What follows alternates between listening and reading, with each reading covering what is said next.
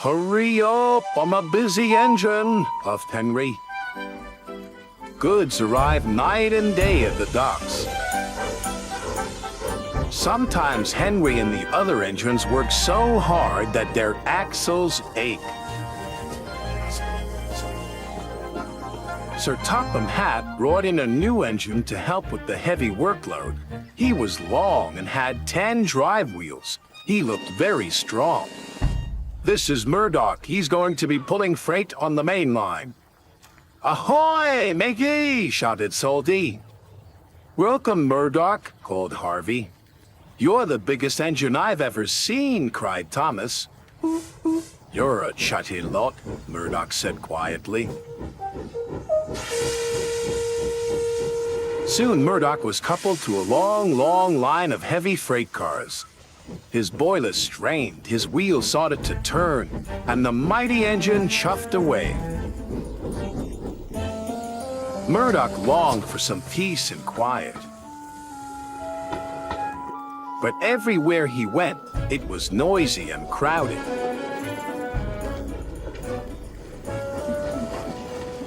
At the end of the day, Murdoch was looking forward to a good night's rest.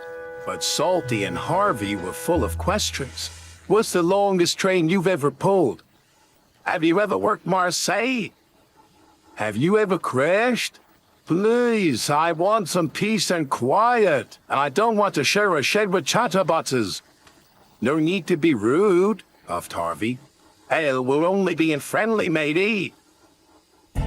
The next morning, Murdoch collected another long, heavy train.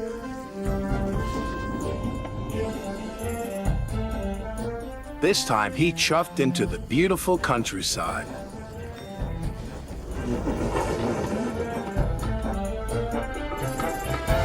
It was splendid.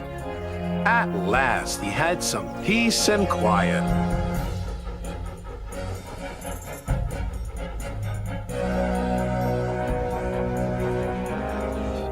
Suddenly, his driver applied the brakes. There were sheep on the track.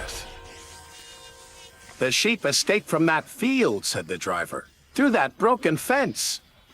The driver and the fireman tried to chase the sheep back. First this way, and then that way. They tried everything, but nothing worked. We'll never remove these sheep by ourselves, complained the fireman. I'll go and phone for help, sighed the driver. Murdoch was very unhappy.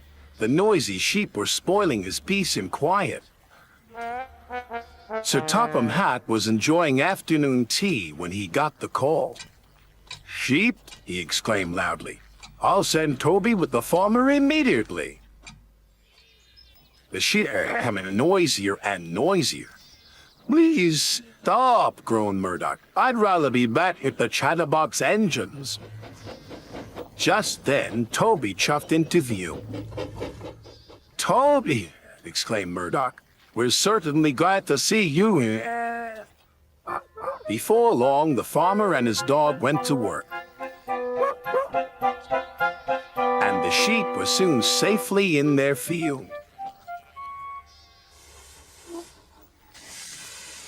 And Murdoch was on his way again.